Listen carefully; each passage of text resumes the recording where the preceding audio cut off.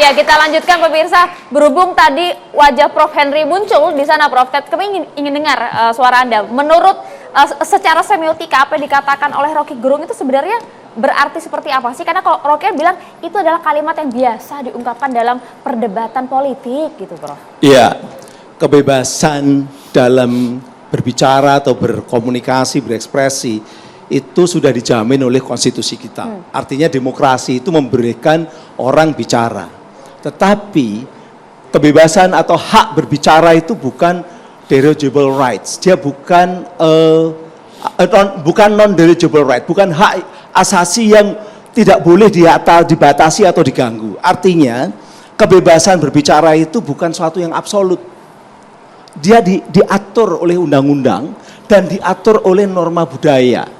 Ya, undang-undang sekarang ada undang-undang ITE yang kemarin beberapa kali, terus terang saya beberapa kali itu dimintai pendapat oleh teman-teman penyidik, tidak hanya di kasus ini. Kasusnya Rocky itu banyak, kasus tentang kitab suci fiksi, dan juga dulu banyak juga nyerang-nyerang Pak Presiden juga. Selama itu ketika saya diajak untuk bicara oleh teman-teman penyidik, saya mengatakan ini nggak masuk. Ada, saya kasih bukti WA-nya, saya mengatakan sorry ini tidak masuk, unsur-unsurnya tidak masuk. Kemarin juga saya bilang undang-undang ITE tidak masuk di kasusnya si Rocky ini. Walaupun kata-katanya menyatakan tadi yang bajingan tolol tadi, sorry. Saya juga nggak pernah ngomong seperti itu. Ya. Ini ketika mengatakan seperti itu, maka ada problema hukum. Ternyata tidak, karena di undang-undang ITE tidak masuk.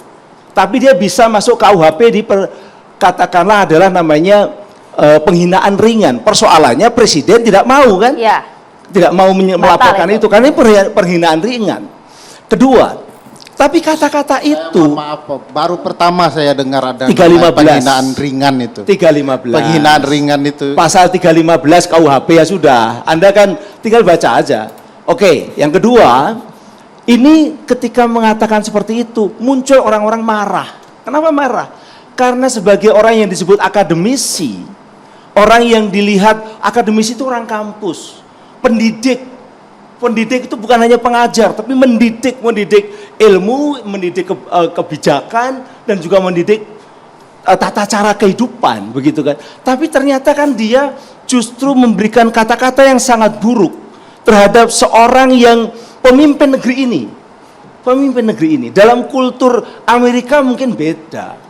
Tapi dalam kultur Indonesia, apalagi Jawa, pemimpin itu Gung Binatoro. Kalau orang Jawa begitu. Gung Binatoro ya. Ini konteks Jawa. Indonesia itu bukan soal Jawa saja. Enggak, ini contoh. Perasaan ini contoh. orang Jawa dipakai untuk orang ini contoh. Ini masuk. contoh. Ya, contohnya sudah salah. Contoh ya. Ini contoh. Saya rasa tidak hanya di Jawa pemimpin itu dihormati, tidak hanya di Jawa. Jadi tadi hanya saya contohkan di Jawa itu Gung Binatoro itu dia punya wahyu, dapat wahyu, ya. Itu dalam konteks seperti dulu begitu. Sekarang, sekarang di era demokrasi boleh nggak dikritik? Boleh. Tetapi dia harus sesuai dengan aturan perundang-undangan. Apa itu undang-undang? Undang-undang itu misalnya adalah tadi sudah ada, walaupun ini mungkin di Undang-Undang Nomor 1 Tahun 46 ada yang berpendapat ini tidak berlaku dan sebagainya. Secara positif dia beberapa kali dipakai. Nanti biarlah kalau ahli hukum tata negara sama ahli hukum tata negara bicara mengenai Undang-Undang Nomor 1 Tahun 46 yang di pasal 14-nya ada masalah di situ. Nah, sebentar saya minum dulu. Supaya lebih enak ya. Jadi begini, Mbak, teman-teman semua. Apa yang dilakukan oleh Rocky itu sudah saya catat. Mohon maaf saya mencatat karena supaya akurat ya. Karena kalau tidak akurat nanti bermasalah juga. Jadi Rocky mengucapkan di videonya itu kata-kata tadi sudah disinggung ya tentang menjual negara. Tapi tidak hanya itu. Kata-kata itu adalah dia mengatakan begini. Kalau ada Presiden BCG tolol tadi kan sudah situ ya. Kemudian disebutkan lagi ditambah tuduhan bahwa Presiden telah menjual negara ke Cina, Lalu dikatakan kebijakan bangsa ini telah dikhianati oleh pemimpin tertinggi. Kebijakan bangsa ini dikhianati oleh pemimpin tertinggi. Dia juga berbicara bahwa undang-undang Omnibus Law itu untuk kepentingan penindas. Kemudian dikatakan juga bahwa cerita tentang manajer-manajer yang akan dapat pensiun 1 miliar ternyata hanya dapat 25 juta karena dirampok oleh kebijakan Omnibus Law. Apakah betul? Ini perlu ahli-ahli yang untuk mencoba membedah ini sesuatu peristiwa yang benar atau tidak. Jadi perdebatan. Ya, ini harus diperjelas. Supaya tadi, kalau memang Rocky itu dianggap menyebarkan pemberitahuan bohong, ini bohong atau tidak? Itu harus diperjelas sama ahlinya. Termasuk menjual Cina sama Bu, katakanlah sama Bu Menteri Luar Negeri, bagaimana? Benar nggak menjual negara ini kepada Cina? Gitu kan? Kemudian juga dikatakan bahwa Jokowi ingin menunda-nunda pemilu, apakah betul? Itu hanya persepsi dia atau ini ada peristiwa yang memang terjadi atau peristiwa itu tidak seperti itu, tapi semuanya berarti masih bisa diperdebatkan, masih Prof, diperdebatkan. Belum Tapi, masuk itu unsur berita bohong, belum masuk, Prof. Sebentar. Bisa saja di dalam perspektif tertentu itu adalah berita bohong. Oke, kalau UU ITE nggak bisa, artinya penyebaran berita hoax bisa gitu. Ini bukan hoax, pemberitaan bohong ya, bohong.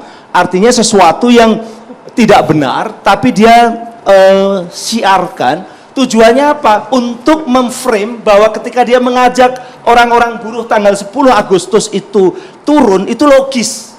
Makanya kan dia mengajak, dia menginginkan, kata-kata dia, saya menginginkan tanggal 10 ini membuat jalan tol itu berhenti, gitu. Nah kalau ini benar-benar terjadi, maka benar-benar dia bisa saja ditersangkakan ya, ditersangkakan dengan pasal 14 ayat 1 bahwa dia menyebarkan pemberitahuan bohong yang dengan sengaja memunculkan keonaran. Tinggal nanti ada onar enggak? Sekarang sudah onar. Keributan di dunia fisik, keributan di dunia maya. Onar itu harus di dua dunia, yaitu dunia fisiknya juga, dunia maya juga. Keributannya itu. Nah, inilah maka ketika pasal 14 itu dibuat, Prof, Undang-Undang Nomor 146 belum ada dunia maya, Prof. Makanya Prof salah itu. memang tidak hanya di dunia maya.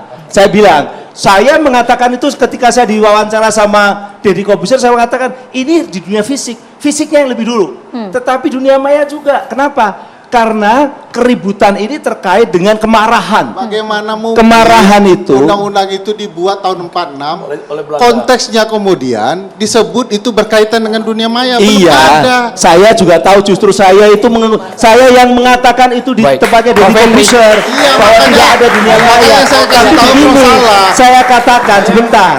Ini fisik dulu, jadi Baik, Prof. harus Henry. ada keributan. Artinya harus fisik. ada imbasnya ya, Tapi Prof. Henry, ya? provokasinya Prof. itu Henry. sekarang karena teknologinya itu Berarti harus ada Fisiknya kan dampaknya. belum ada. Bung Haris Azhar singkat aja. Di Bung luar Deddy proses, di sudut apa kiri namanya? belum bicara. Oh iya. Bung Deddy ditahan dulu. Oke. Bung Haris Azhar. Bung Haris Azhar.